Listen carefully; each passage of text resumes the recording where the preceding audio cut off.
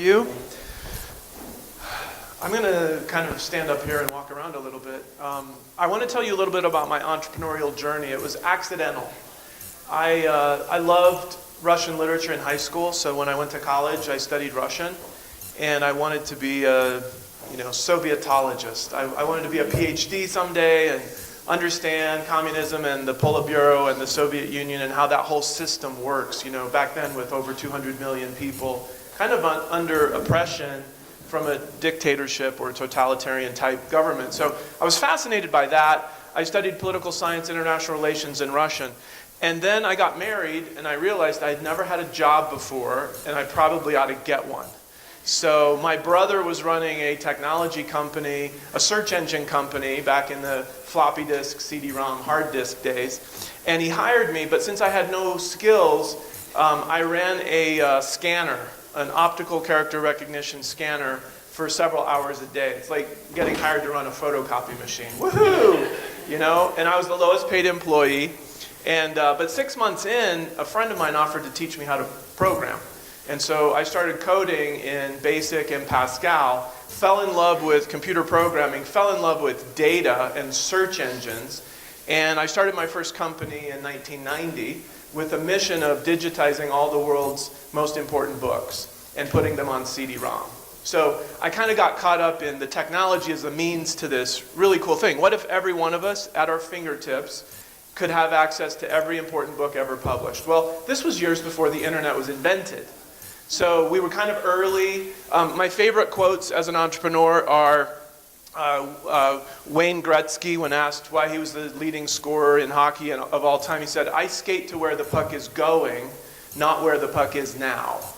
So if you anticipate, if you jump ahead, so that's one of my favorite quotes. My other favorite quote is by William Gibson. He said, "The future's already here, it's just very unevenly distributed." And so if you can find something awesome that already exists, but no one knows it exists, and if you can be the one to enable the spreading of that future so that more people can jump in and participate in that awesome future, that's what entrepreneurs can do. And so for 7 years I ran that CD-ROM business, and then I went to an internet conference in San Francisco in 1995, and I realized CD-ROM is going to go away, and the web, the internet, is where all future data is going to be stored. Well, one of our CD-ROMs was a genealogy CD-ROM that had made $1 million in 5 months, and I saw the genealogy as a big industry, and the internet's going to be everything. And so my best friend and I started Ancestry.com in June of 1996. We launched the website, and our mission was to digitize all the world's genealogy records and help everybody in the world find their ancestors. So that was a fun ride for 7-8 years. We raised way too much venture capital. We lost control of the company from a governing standpoint. They brought in their own CEOs. They were going to take the company public. So as an entrepreneur, we lost control of that business. So I don't like, sometimes venture capital, private equity, and hedge funds take something that's really awesome and they kind of move it in their direction, to kind of pad their pockets, not to move the mission forward. I'm very mission driven.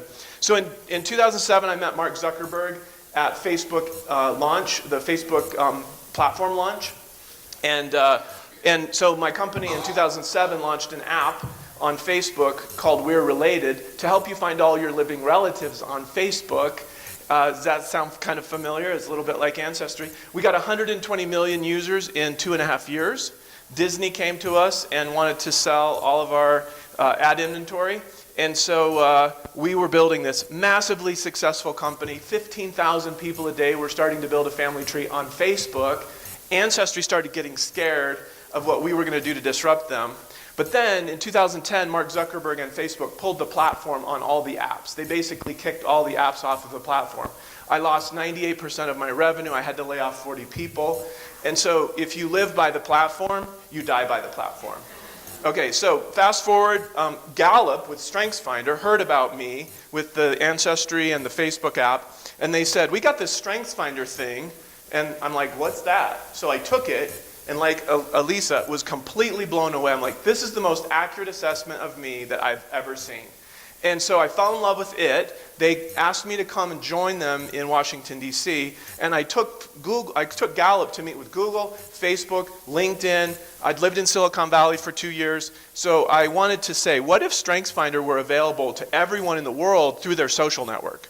So that you could look at the strengths of everybody on their Facebook profile or their LinkedIn profile, and you could appreciate and respect the talents that everybody brings and their unique contribution.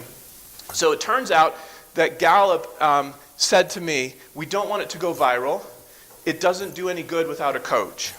So Jim Clifton is the CEO of Gallup, and his father, Don Clifton, was the psychologist who invented StrengthsFinder. So I worked at Gallup in Washington, D.C. for 5 years, and then I left 2 years ago because Gallup doesn't really do internet marketing, advertising. They don't do a lot with technology. And so Soar, this company, we're on a journey to try to help 1 billion people around the world discover their strengths and to use them every day at work, use them every day at school and in their family life. My first trip as a Gallup employee was to Texas, where 5 coaches like Elisa were helping hundreds of ex-offenders get out of prison, 1 to 30 years. Okay. Thank you, Paul. All right. I'd like to take the first question. Paul, if you could, I'm really interested about the rest of your journey. Could you finish that thought for us? Oh, that's so kind of you. Thank you. So I go to Texas. These 5 coaches had been assigned to help 500 ex-offenders get a job. And they'd been in prison for 1 to 30 years. They had felony records. Who wants to hire ex-offenders? That's just not a common thing. And so these coaches would spend 2 weeks with each person, helping them understand, look, you made a mistake and you paid some time, you served time for that. But you have unique value and talent. And you might have to think back to grade school to remember when you actually used those talents. But let's bring them up. Let's help you become fluent in your own contributions. And of those 500 ex-offenders that those coaches helped, 83% kept a full-time job after the 4-month subsidy ran out. And so this changes lives. It changes people's perception of themselves, but it's always through the very caring, competent coach that can help you take this seriously. So I've seen it at work in the Pentagon with generals, with admirals who say this is the best leadership training they've ever had. I've seen it work with homeless people, ex-offenders. Special Olympics does an incredible work with Strengths Explorer, which is another version of Strengths Finder, for thousands of special needs kids and their parents to see this incredible, unique contributions and gifts that they have even that we might not see unless we look really carefully. Okay. Thank you for giving me that chance. Okay. Other questions?